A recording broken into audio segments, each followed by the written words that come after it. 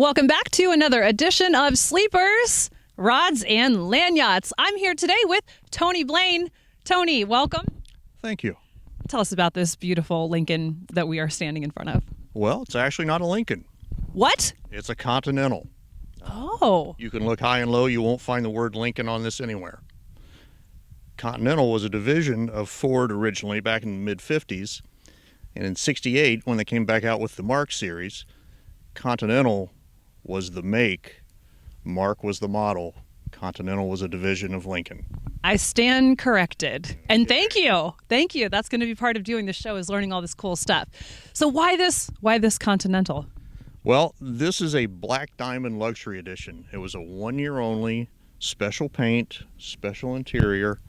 I remember this car from the time when I was a kid. This came out when I was about 10 years old. My dad was a Lincoln and Mercury salesperson, started, selling Lincolns and Mercurys in the 40s after the war. But when I was a kid, my dad drove cars like this, and when I drive this car, it just takes me back to the time when I was a kid. I loved to spend time at the dealership with him. At night, we'd ride home. He'd have the sunroof open. We'd be listening to the Reds on 700, just having a good time. So when I drive it, it takes me back to those years. This color, I fell in love with it when I was a kid. I've wanted one ever since I saw it when it was new. It does sparkle. Like when that sunlight was hitting it, it absolutely sparkles. Talk to us about this paint color. This is rare, right? I mean, there's a lot of things that are pretty rare with this particular model, but the paint. Rare. Yeah. They built 56,110 Mark IVs in 1976. Only 1,740 had this paint.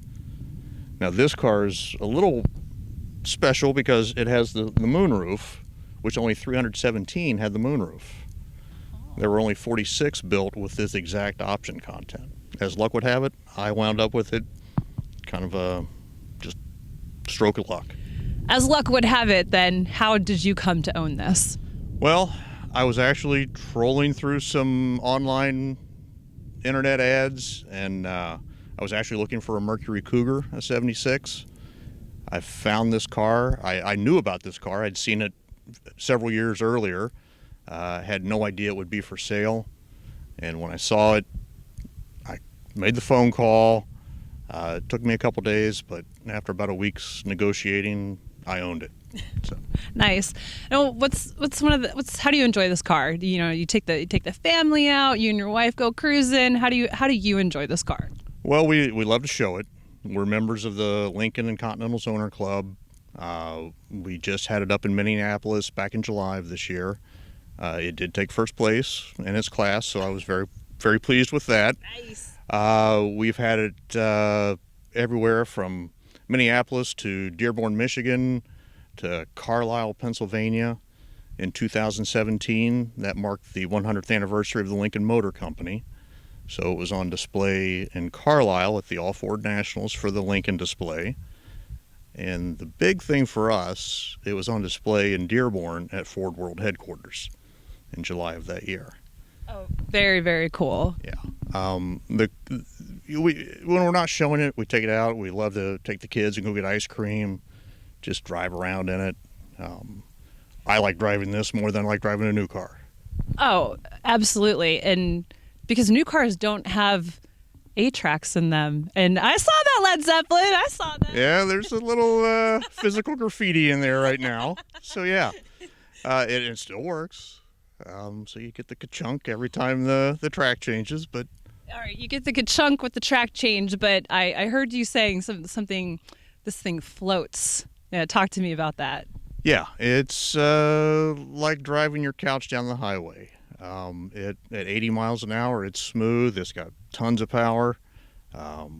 It's the traditional land yacht. Perfect. Now, do you, when you go to these shows, how do you get this there? Typically, we trailer it. Okay. It's not that I don't want to drive it, but if something happens, the parts are almost irreplaceable at this point. Yeah, you said this hasn't been restored at all. This has not been restored. It's original condition, or 44,000-mile car.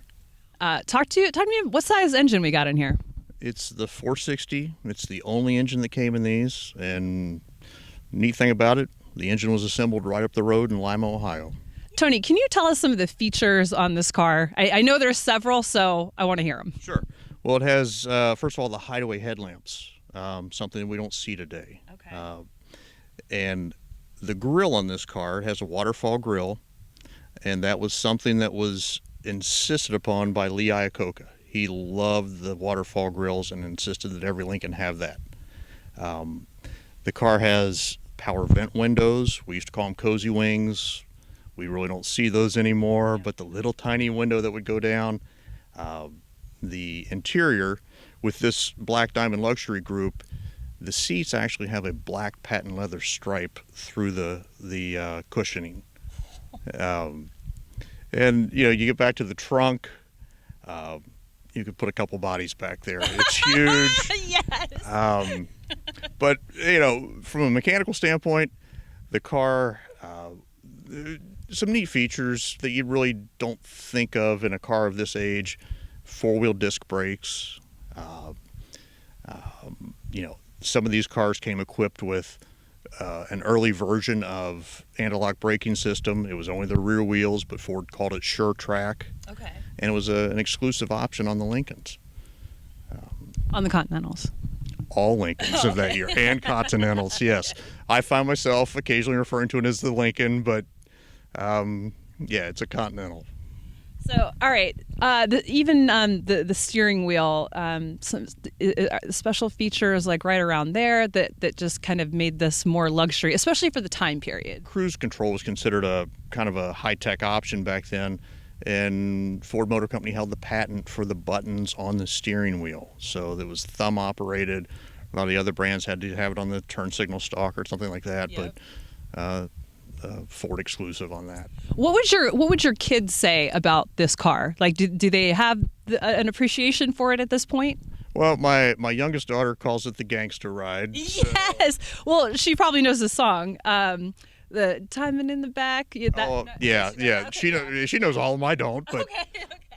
Well, it's an older song, but I'm pretty sure they made it about this car. Oh, I'm sure. Yes, Yeah. of course. Yeah, if we can find that, we'll have to play a little bit of that. But so your daughter calls it the gangster ride, Right? And what's your wife? I mean, your wife gets to hang out in this too, right? Well, she does, and I think she might be a little partial to it because when we met, she worked for Lincoln Mercury Division. Wow. Yeah, and we both are in the automobile business, and it's been very rewarding to us and our family.